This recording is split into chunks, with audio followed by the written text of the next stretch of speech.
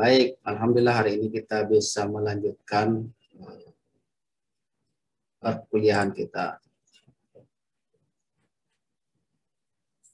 Tadi kita sudah berdiskusi,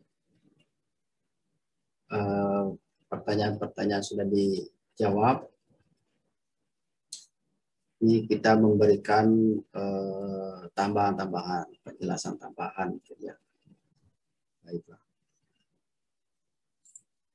Jadi kita membahas hari ini itu pengertian filsafat pendidikan Islam, kemudian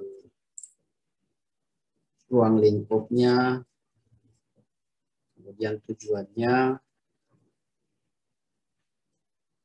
kemudian metode. Baiklah, jadi saya akan fokus ke filsafat pendidikan Islam. Tidak lagi berbicara ke filsafat secara umum, tapi lebih fokus ke filsafat pendidikan Islam. Jadi filsafat pendidikan Islam itu pada dasarnya merupakan konsep berpikir. Jadi konsep berpikir tentang apa? Tentang pendidikan. Tentang pendidikan, bukan pendidikan secara umum, bukan pendidikan sekuler, bukan pendidikan barat, bukan pendidikan umum, tapi pendidikan yang bersumber pada ajaran Islam. Jadi filsafat pendidikan Islam itu adalah konsep berpikir tentang pendidikan yang bersumber pada ajaran Islam. Mengenai apa? Mengenai manusia. Jadi intinya itu adalah mengenai manusia. Menggali kemampuan manusia yang diberikan oleh Allah untuk bisa dibina, dibimbing, dikembangkan, sehingga manusia ini menjadi muslim yang sesuai dengan ajaran Islam. Muslim yang kepribadiannya sesuai dengan ajaran Islam. Itu filsafat pendidikan Islam. Jadi dia merupakan konsep berpikir. Jadi terus dia kembangkan. Dan dia konsep yang dikembangkan itu adalah tentang pendidikan yang bersumber dari ajaran Islam. Yang bersumber ajaran Islam tentang manusia.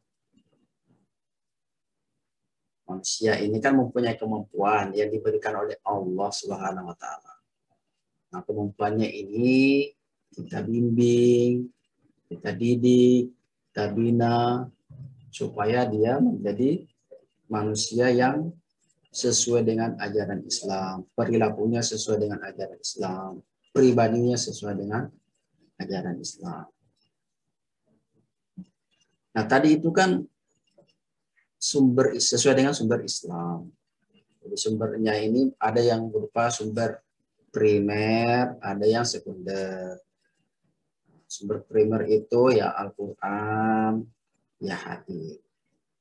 Jadi sumber-sumber yang berada dalam Al-Quran itu dan hadis-hadis Rasulullah itu digali terus, dikembangkan untuk menjadi konsep pendidikan yang sesuai dengan ajaran Islam.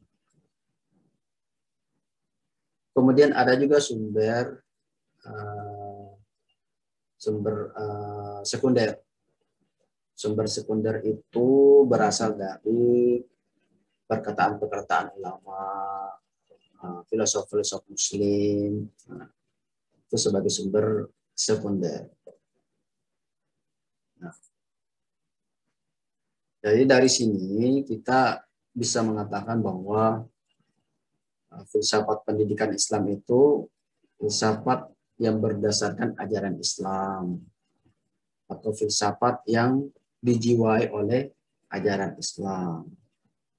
Jadi bukan pendidikan yang bercorak liberal, bercorak bebas, bercorak tanpa batas, eh, bercorak etika tanpa batas, tapi dia sesuai dengan ajaran-ajaran Islam. Ada batasan-batasannya.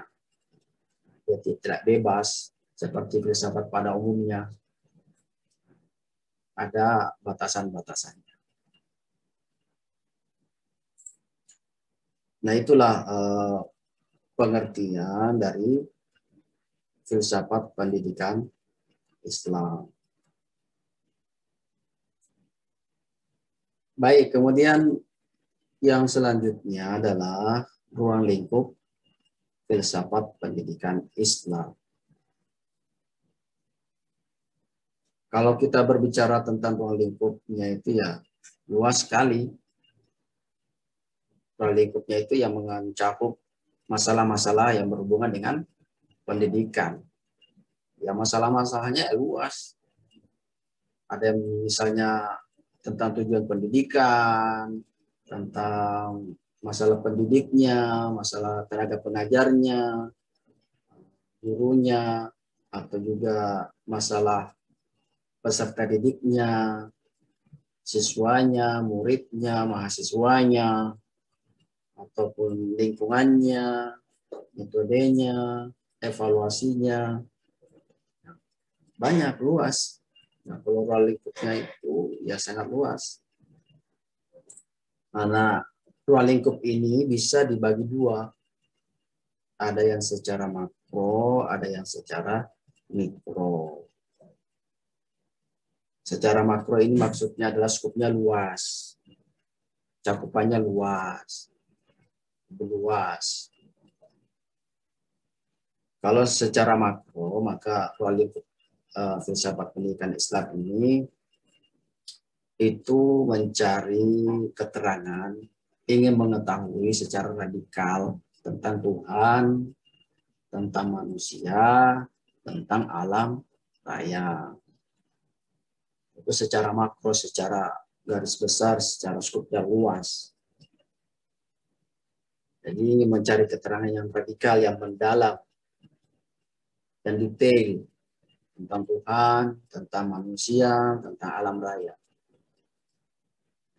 Namun tidak mungkin telah kita membahas itu secara makro. Tetapi kita lebih fokus kepada secara mikro, ya skupnya lebih kecil, lebih spesifik, lebih khusus. Kalau secara mikro itu ya ruang lingkupnya ya komponen-komponen pendidikan itu. Paling tidak ada 5 ya komponen pendidikan. Nah, itulah yang menjadi ruang lingkupnya secara mikro. Filsafat pendidikan Islam. Apa yang kelima itu? Yang pertama adalah tujuan pendidikan Islam. Jadi sebenarnya tujuan pendidikan Islam itu apa? Nilai yang dibahas dalam ruang lingkup filsafat pendidikan Islam. Nanti pada pertemuan selanjutnya itu akan dibahas tujuan pendidikan Islam itu apa. Kemudian komponen yang kedua adalah pendidik, tenaga pendidik, entah itu dia guru, entah itu dia dosen. Nah, itu yang idealnya seperti apa, yang seharusnya itu seperti apa. Tentunya yang sesuai dengan Islam. Itu nanti pada pertemuan-pertemuan selanjutnya akan dibahas. Kemudian ruang lingkup yang ketiga itu adalah peserta didik, anak didik, yaitu murid, siswa atau mahasiswa. Itu yang idealnya itu yang seharusnya bagaimana. Kemudian ruang lingkup yang keempat adalah alat pendidikan. Alatnya. Alatnya ini ya mencakup kurikulumnya, terus metodenya untuk menyampaikan kurikulum itu bagaimana, terus penilaiannya bagaimana, evaluasinya bagaimana. Nah, itu adalah alat pendidikan. Ini ruang lingkup yang keempat. Kemudian selanjutnya adalah lingkungan pendidikan. Ada 5 komponen ini, komponen pendidikan ini menjadi ruang lingkup filsafat pendidikan Islam secara mikro.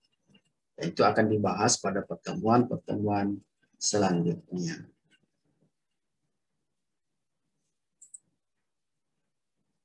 Tentunya ya ruang lingkup tadi ya maksudnya yang ideal ya, yang seharusnya ya. Tujuan pendidikan itu seharusnya bagaimana, idealnya bagaimana, pendidik itu, tenaga pengajar itu harusnya bagaimana, idealnya bagaimana, peserta didik juga demikian, alat pendidikan itu bagaimana baiknya, kurikulumnya, metodenya, terus penilaiannya, evaluasinya, bagaimana sebaiknya, seharusnya, terus lingkungan pendidikan itu seharusnya bagaimana, supaya output pendidikan kita ini baik, sempurna, sesuai yang diharapkan. Insya Allah akan dibahas pada pertemuan selanjutnya. Baik, yang ketiga adalah tujuan filsafat pendidikan Islam. Jadi tujuannya itu antara lain yang pertama, untuk membantu pembentukan akhlak yang mulia. Jadi seperti maksud Allah mengutus itu kan untuk menyempurnakan akhlak yang mulia. Demikian pula tujuan filsafat pendidikan Islam ini untuk membantu pembentukan akhlak yang mulia. Jadi dia mengembangkan terus konsep-konsep pendidikan yang diambil dari sumber ajaran Islam, baik yang dari sumber primer ataupun sekunder, bagaimana supaya anak didik ini terbentuk akhlaknya yang mulia. Dengan metode-metode ini apakah berhasil atau perlu dikembangkan, disempurnakan lagi. Itu terus dikembangkan oleh filsafat pendidikan Islam. Kemudian yang kedua adalah persiapan untuk kehidupan dunia dan kehidupan akhirat. Jadi pendidikan itu tidak hanya kita untuk mengejar dunia. Jangan berpikir hanya mencari pekerjaan. Kalau hanya itu ya dia mengabaikan akhirat. Dia seperti saja filsafat pada umumnya. Filsafat pendidikan pada umumnya. Yang hanya mementingkan urusan dunia. Hanya mengejar dunia. Tapi kan kita dalam Islam itu kan dua.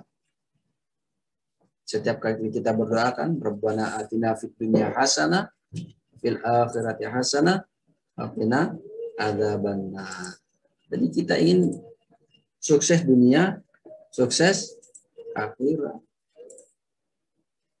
Dan tujuan pendidikan filsafat Islam itu ya mempersiapkan peserta didik ini menjalani kehidupan di dunia dan untuk akhirat supaya sukses dua-duanya. Tidak hanya di dunia, tetapi juga di akhirat. Kan memang seperti itu kan. Man arada dunya fa'alaihi bil ilmi. Man arada al-akhirah fa'alaihi bil ilmi. Man arada huma fa'alaihi bil ilmi. Siapa yang ingin sukses di dunia harus dengan ilmu. Siapa yang ingin sukses di akhirat juga harus dengan ilmu. Dan siapa yang mau sukses keduanya harus dengan ilmu. Kalian kan tentunya mau sukses kan? Salah satu tujuan filsafat pendidikan Islam ini mempersiapkan peserta didik ini untuk menjalani kehidupan dunia dan kehidupan akhirat.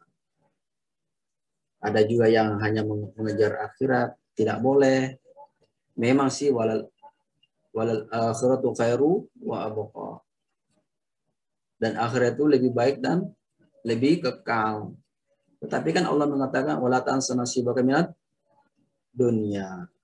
Jangan kamu melupakan bagianmu di dunia. Makanya di dalam surah Al-Jumu'ah itu, fa idza qudiyatis sholatu fantashiru fil ardi wabtaghu min fadlillah. Kalau sholat sudah ditunaikan, kalian bersegera menyebar mencari karunia Allah di dunia. Tidak sholat aja, tidak zikir aja.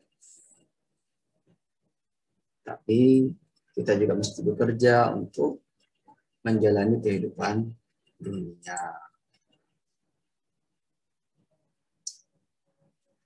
Kemudian tujuan selanjutnya, tujuan filsafat pendidikan Islam selanjutnya adalah menumbuhkan ruh ilmiah pada pelajaran. Dulu ada temannya yang mau masuk.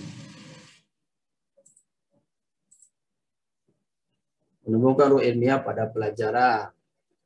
Dan ketahui memungkinkan ia mengkaji ilmu bukan sekedar sebagai ilmu. Jadi diharapkan peserta didik ini tumbuh jiwa ilmiahnya. Ketika dia mendapatkan ilmu, tidak hanya menerima begitu saja, tapi dia mengkritisi, dia bisa mengembangkan, dia bisa menganalisa, tidak hanya menerima begitu saja, tapi dia mesti berpikir kritis, dia bisa mengembangkan lebih jauh apa yang ia terima. Ya, tumbuh jiwa ilmiahnya, ilmuwan. Kemudian yang terakhir, tujuan filsafat pendidikan Islam itu menyiapkan pelajar dari segi profesional. Di kalian ini nanti diharapkan menjadi seorang yang profesional, menjadi guru yang profesional, menjadi guru bahasa Arab yang profesional. Kalau bahasa Inggris ya guru bahasa Inggris, kalau guru agama ya guru agama yang profesional. Tetapi kan tidak semua kalian pasti yang menjadi guru kan. Pasti ada yang tidak menjadi guru. Tetapi yang penting bagi kalian itu adalah mendapatkan ilmu dulu. Mendapatkan ilmu, mengembangkan kemampuannya. Kalau bisa bahasa Arab kan tidak harus menjadi guru semua.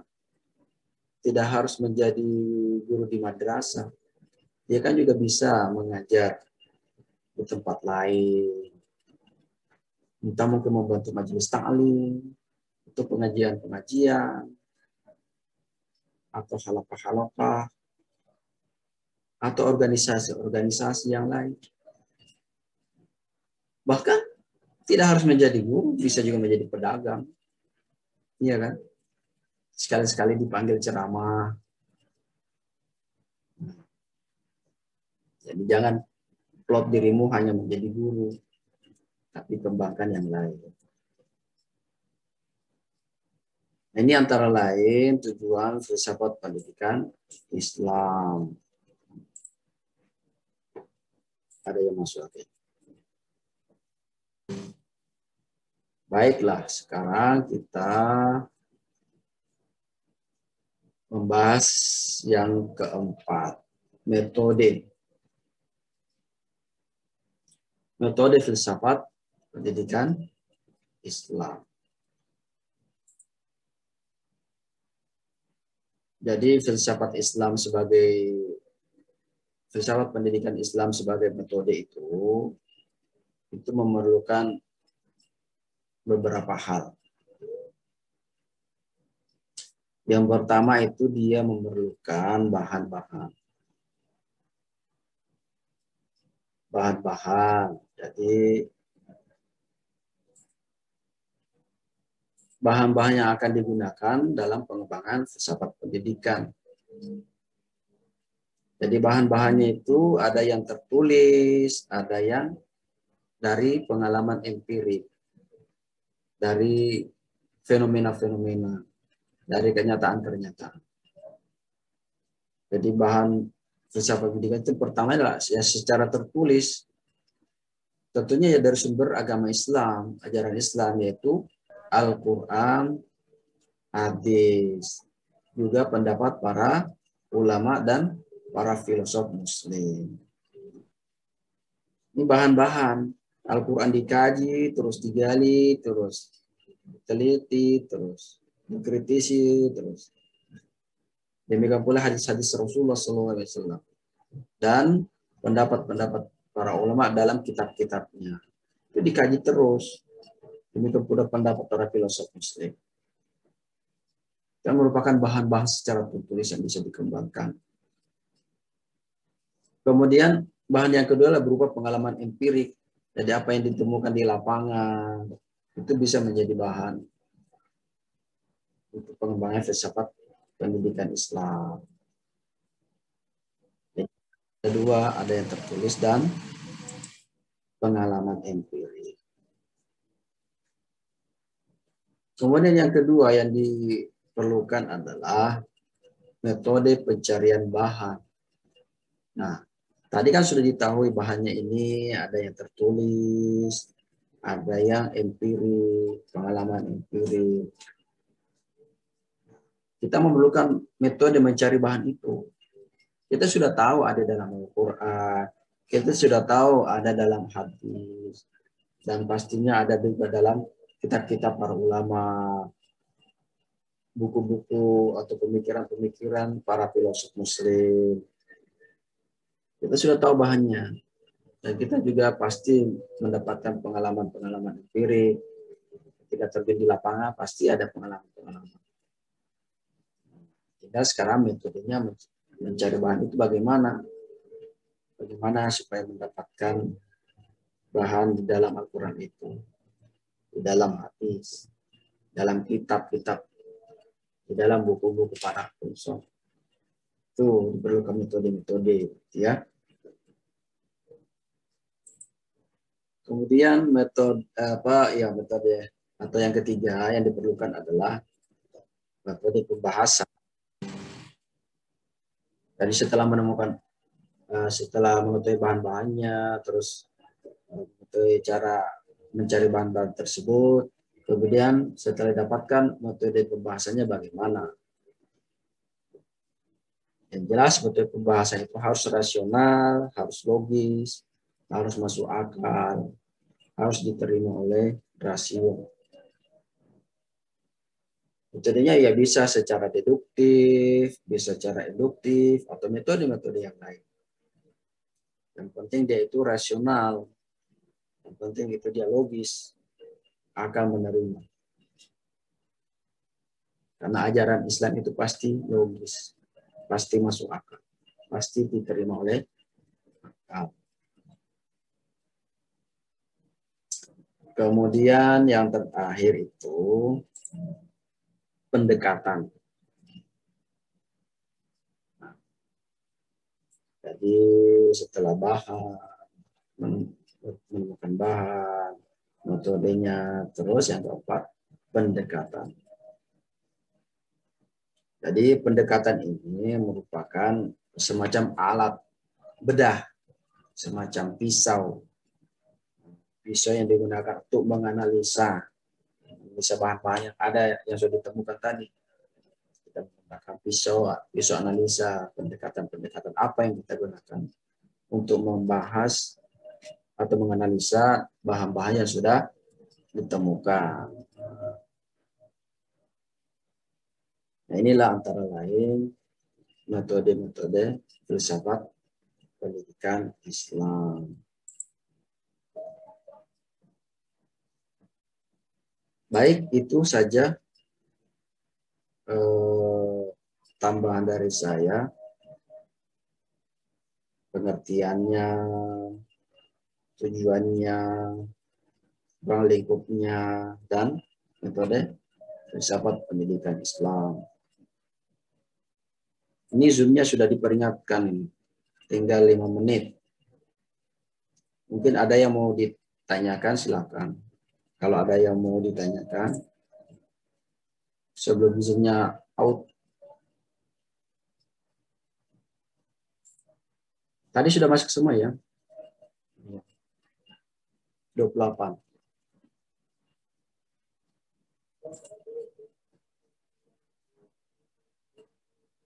Halo? Tadi suara saya jelas kan? Jelas, Pak. Jelas, Pak. Dan penjelasannya jelas apa masih kurang jelas?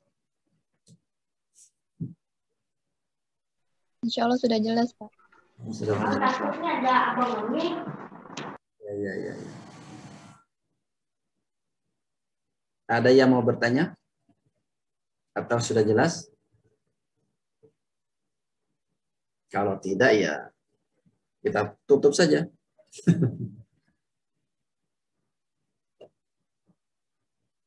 Kelompok 1, tadi jawaban kelompok 1 gimana? Sudah jelas juga ya? Halo? Halo? Pak. Jelas, Pak. Sudah jelas. Jelas, Pak. Jelas. Memang kalau anak-anak pondok itu cepat mengerti ya.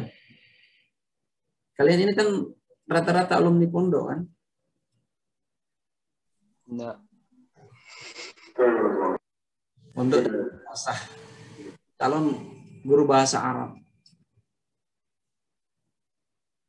Ini siapa nih yang pakai gitar ini? Hasriyadi. Wah, pintar dia main gitar ya.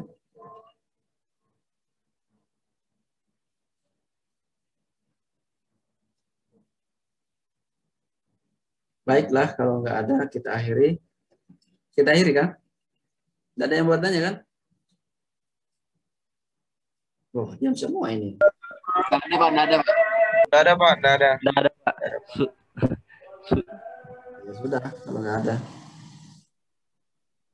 Baiklah, kalau sudah jelas, kita akhiri saja. Insya Allah kita bertemu lagi di minggu depan.